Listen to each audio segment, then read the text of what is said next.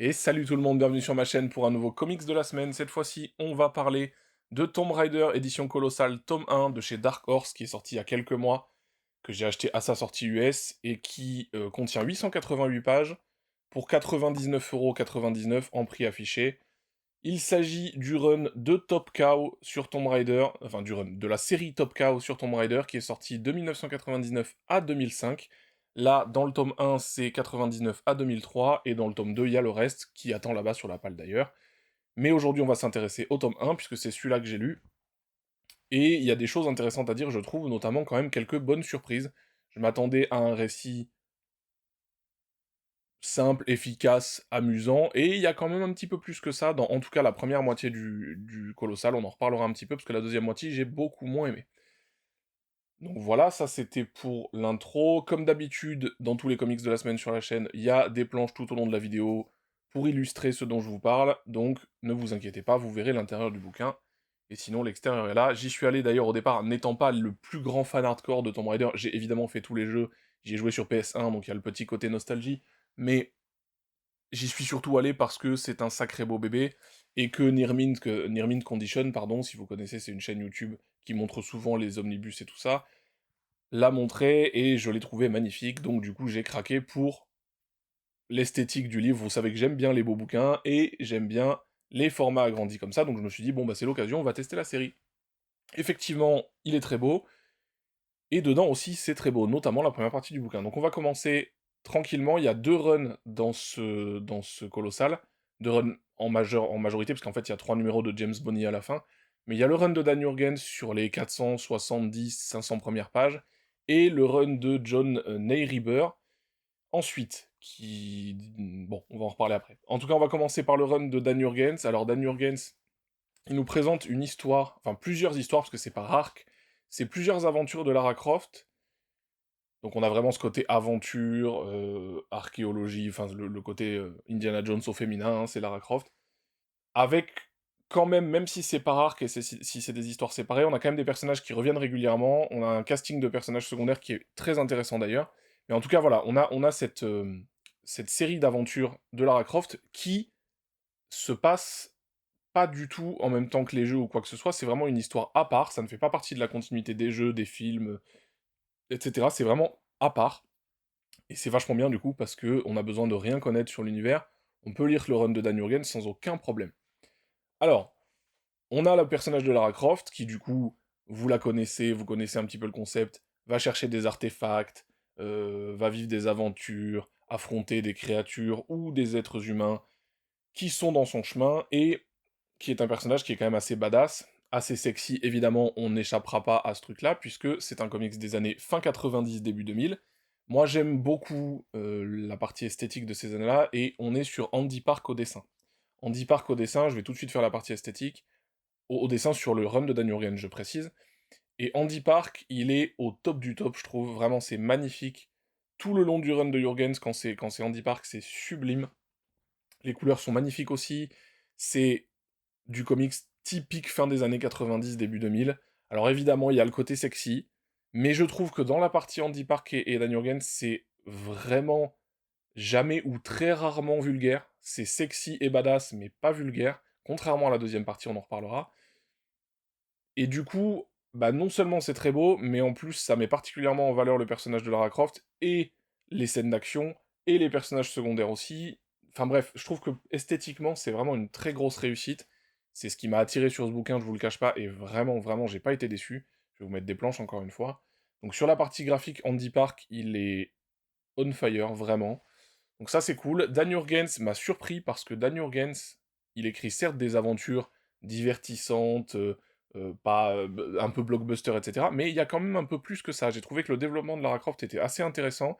J'ai trouvé que les personnages secondaires, notamment le personnage de Chase, si vous le lisez, vous verrez, c'est un personnage masculin qui est un petit peu le beau flourdeau, qui est évidemment plus ou moins amoureux de Lara Croft, j'en dirai pas plus, mais qui est un peu lourd et qui pourrait être très agaçant et se sortir un peu de la lecture en ce qui me concerne, sauf que là c'est très bien fait parce qu'en face il a une Lara Croft qui a du répondant, qui est badass, qui sait avoir la répartie face à lui, Et je trouve que du coup, ça crée une dynamique qui est vachement cool. En plus, le personnage de Chase, il est en fait vachement pardon, plus touchant que ce qu'on imagine au début. Et donc en fait, ça crée une relation qui marche extrêmement bien et qui, globalement, de toute façon, encore une fois, je le redis, la galerie de personnages secondaires chez Dan Jurgens, elle fonctionne très très bien.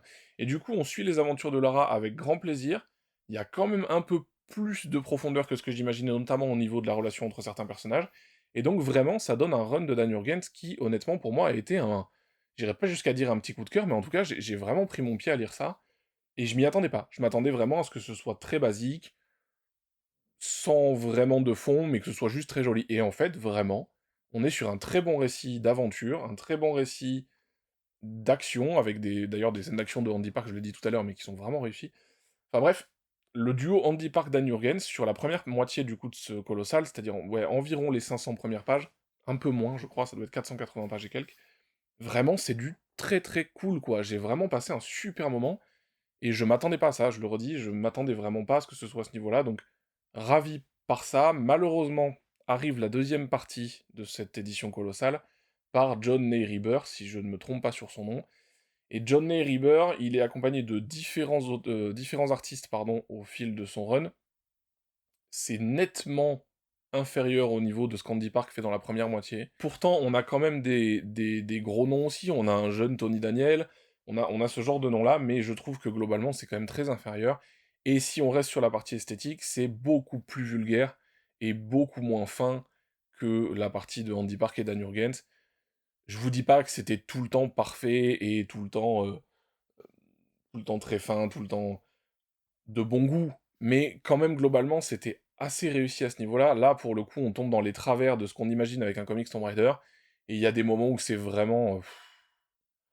c'est lourd, quoi. C'est lourd, c'est pas très bien dessiné, en plus, honnêtement, des problèmes pour moi de proportion, les scènes d'action sont beaucoup moins dynamiques que quand c'est Andy Park. Enfin, vraiment, je trouve que la deuxième partie, graphiquement, ça baisse en qualité drastiquement. De mon point de vue, évidemment, tout ça n'est que mon avis, comme toujours sur ma chaîne, je ne fais que donner un avis subjectif. Donc ça, c'est pour la partie graphique de la deuxième partie, et même sur la partie écriture, malheureusement, je trouve que John Reaber, eh ben, c'est pas ça, ça marche pas, je comprends pas toujours ce qu'il raconte, je trouve qu'il y a des transitions, des fois, on tourne une page et on a l'impression qu'il manque quelque chose, qu'il manque une scène, qu'il manque une page, tellement c'est pas très bien narré, je trouve qu'il y a des lourdeurs et des maladresses d'écriture absolument hallucinantes. Ça raconte pas grand-chose, on est sur des épisodes, soit des histoires sur un épisode, soit sur deux, c'est rarement plus. Ça raconte jamais rien d'intéressant, ça va à fond dans le n'importe quoi, c'est très tiré par les cheveux, j'ai vraiment pas du tout aimé le run de John Neiriber. Je sais pas ce que les gens en ont pensé, je me suis pas trop renseigné, mais moi j'ai vraiment pas aimé. Quand on sort de celui de Dan Jurgens, où il y a quand même un développement de personnage qui sert de fil rouge, puisque le personnage évolue vraiment de manière cohérente entre les arcs, avec les personnages secondaires aussi. Là, pour le coup, vraiment, c'est n'importe quoi, ça part dans tous les sens, il n'y a plus aucun développement de personnage qui est vraiment réussi. Enfin, franchement, j'ai été très déçu, et j'étais tellement content de la première partie que quand on passe à la seconde de John Neiriber, waouh, ça a fait un sacré contraste, ça n'a pas été très agréable, donc du coup, je vous avoue que j'ai lu ça un peu en diagonale sur la dernière partie, parce que franchement, ça m'a saoulé. Ça m'a saoulé. Il y a les 3 derniers numéros de James Bonney qui sont un peu mieux. Angel of Darkness, c'est un petit peu mieux. Ça raconte au moins quelque chose de manière un petit peu plus pertinente et cohérente, j'ai trouvé. Mais bon, voilà. Grosso modo, j'ai vraiment beaucoup aimé la première moitié de ce colossal. Et nettement moins la seconde, malheureusement. Après, bon, Dan Jurgens, c'est pas n'importe qui. On sait qu'il sait écrire du comics. Et là, pour le coup, il a réussi à faire quelque chose de très intéressant avec la licence. Donc pour moi, honnêtement, si vous arrivez à trouver le bouquin à un bon prix, ça vaut le coup, ne serait-ce que pour le run de Jurgens et les planches d'Andy Parks en format très agrandi. Le format colossal, vous le savez, c'est très grand, c'est plus grand qu'un omnibus. Pour les planches d'Andy Parks, ça vaut le coup de mon point de vue. Donc je regrette pas du tout mon achat. Je verrai si le deuxième tome est aussi irrégulier, on va dire ça comme ça. Mais j'irai plus tard, je sais pas exactement quand je le lirai, je reviendrai peut-être vers vous pour vous dire ce que j'en ai pensé. Peut-être sur Insta ou une deuxième vidéo, mais je pense pas qu'il y aura une vidéo dessus. Sauf s'il y a un coup de cœur, évidemment. Mais en tout cas, ouais, voilà. Je regrette pas mon achat sur le tome 1, parce que déjà, 1, c'est un très beau livre. 2, j'ai passé un vraiment très très très bon moment sur le run de Jurgens. Je sais pas si on dit Jurgens ou Jurgens, d'ailleurs, j'ai toujours dit Jurgens. Bon, Je sais pas, ça se trouve je dis de la merde. Ce serait pas la première fois, et ce sera certainement pas la dernière, mais en tout cas, voilà, le run de Dan Jurgens, du coup, très chouette, et ça valide mon achat malgré tout, je suis quand même relativement content. Ne serait-ce qu'encore une fois pour les planches d'Andy Park que je trouve magnifiques et qui, en grand format, prennent vraiment tout leur sens. Voilà, et bien écoutez, c'est à peu près tout ce que j'ai à dire sur ce colossal, mais je trouvais que c'était intéressant d'en faire une vidéo parce que je trouve que c'est une belle sortie de Dark Horse, d'avoir vraiment ressorti toute la série de Top Cow comme ça en colossal, je trouve ça cool. En plus, c'est un peu dans l'actualité avec l'annonce du remake de Tomb Raider 1 et l'annonce du nouvel épisode pour 2027. Bon, évidemment, je pense que tout ça n'est pas un hasard. En tout cas, très chouette première partie pour ce bouquin, beaucoup moins bien sur la deuxième. Mais j'en garde quand même un bon souvenir parce que vraiment, je choisis de me focus sur la première moitié qui, encore une fois, est très bien. Je regrette pas l'achat du premier. Voilà, tout ça pour dire ça. Voilà, voilà. Bon, je pense que j'ai fait le tour. Merci à vous de m'avoir suivi encore une fois. N'hésitez pas, si cette vidéo vous a plu, à mettre un petit pouce bleu et à vous abonner si c'est pas déjà fait. Et puis voilà, et puis nous on se retrouve la semaine prochaine. Je ne sais pas encore pour quel sujet. On verra bien. Allez, à bientôt. Ciao.